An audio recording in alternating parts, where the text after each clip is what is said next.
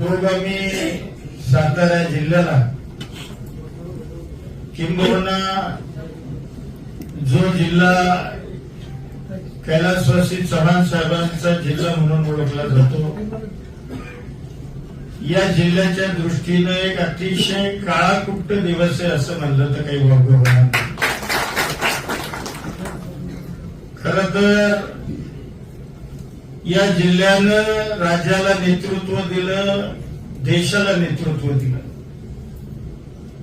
आणि दुर्दैवानं आज या जिल्ह्यामध्ये अशा पद्धतीनं आसुरी सत्ता मिळवण्याचा जो प्रयत्न झाला,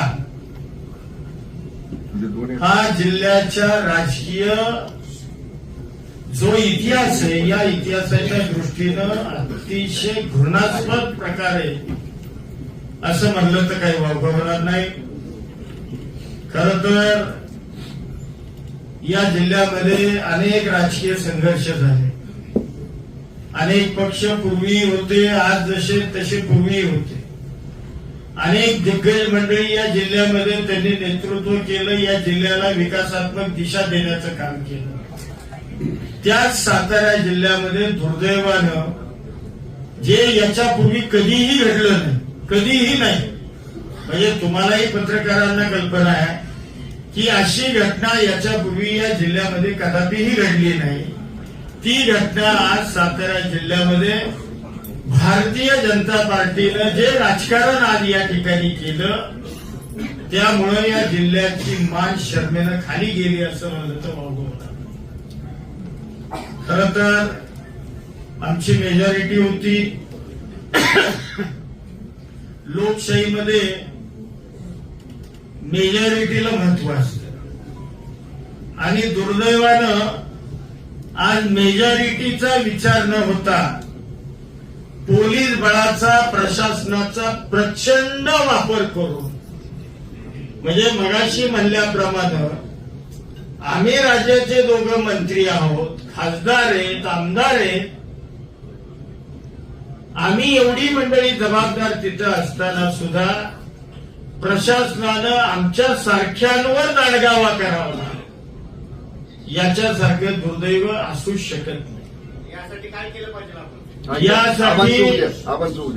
यासाठी म्हणजे आजची ही घटना माझ्या माहितीप्रमाणे किंवा मला जे वाटतं, या जिल्ह्यातल्या सर्वसामान्य माणसाला ही घटना बिलकुल आवडणार नाही. या जिल्ह्यातला प्रत्येक माणूस आजच्या या निवडीचा निषेध करेल अशा पद्धतीचं कार्य आज या मंडळींनी त्या ठिकाणी केलं. म्हणजे मेजॉरिटी आमची असताना खोटे नाटे गुन्हे दाखल केले. बर मला सांगा, ज्या व्यक्ती अब्स्कॉन्डिंग आहे म्हणले, ती व्यक्ती पोलीस स्टेशनला जाऊन सांगते समक्ष इन कॅमेरा, स्वतःच्या लेखी हातानं निवेदन लिहिते, देते. ही घटना पहाटे 5:30 आणि पुन्हा 6:15 त्याच पद्धतीचा दुसरा गुन्हा हा दाखल केला जातो आणि तो अपहरण करून खून करणे अशा पद्धतीचा गुन्हा हा दाखल केला गेला. आणि जे आमचे सदस्य होते त्या सदस्यांना मतदानापासून जाणीवपूर्वक प्रशासनाला आणि पोलिसी बळाचा वापर करून आमच्या लोकांना मतदान करू दिलं नाही. हा लोकशाहीचा घा घोटण्याचा प्रकार आहे. ते आज या जिल्ह्यामध्ये घडलं आणि मला खात्री आहे हा जिल्हा, या जिल्ह्यानं देशाला स्वातंत्र्य मिळण्याकरता योगदान दिले. म्हणजे स्वातंत्र्यपूर्व काळामध्ये सुद्धा या जिल्ह्यातल्या अनेकांनी बलिदान दिलं आणि या राज्याचं सुद्धा नवमहाराष्ट्र निर्माण करण्याकरता सुद्धा या जिल्ह्यातल्या नेत्यांनी फार मोठं योगदान दिले. आणि अशा जिल्ह्यामध्ये हा प्रकार घडणं हे निश्चितपणानं दुर्दैवी आहे. काल अक्षरशः तुम्हाला खोटं वाटेल, काल आमच्या सदस्यांना म्हणजे महिला सदस्यांना उचलण्याकरता 10 गाड्या पोलिसांच्या आल्या होत्या. महाबळेश्वरला आम्ही सदस्य ठेवले होते.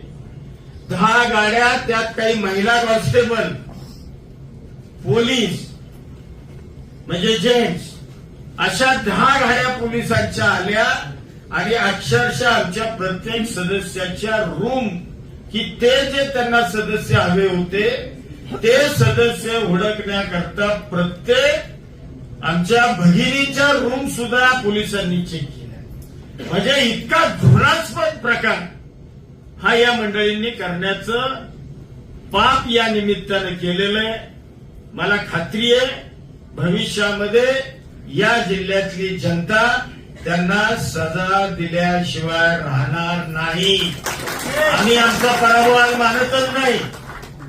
अरे हा तुम्ही प्रशासनाला आणि पोलिसांना हाताला धरून आमचा पराभव तुम्ही करण्याचा प्रयत्न केलाय, परंतु हा लोकशाहीनं जो कौल आम्हाला जिल्हा परिषदेच्या निवडणुकीला दिला होता तो कौल तुम्ही पायदळी तोडवला आणि तुम्ही हुकुमशाही पद्धतीनं दांडग्यानं प्रशासनाला हाताशी धरून तुम्ही चुकीच्या पद्धतीनं आज कारभार केलेला आहे. त्याचं प्रायश्चित्त भविष्यामध्ये तुम्हाला 100% मिळाल्याशिवाय राहणार.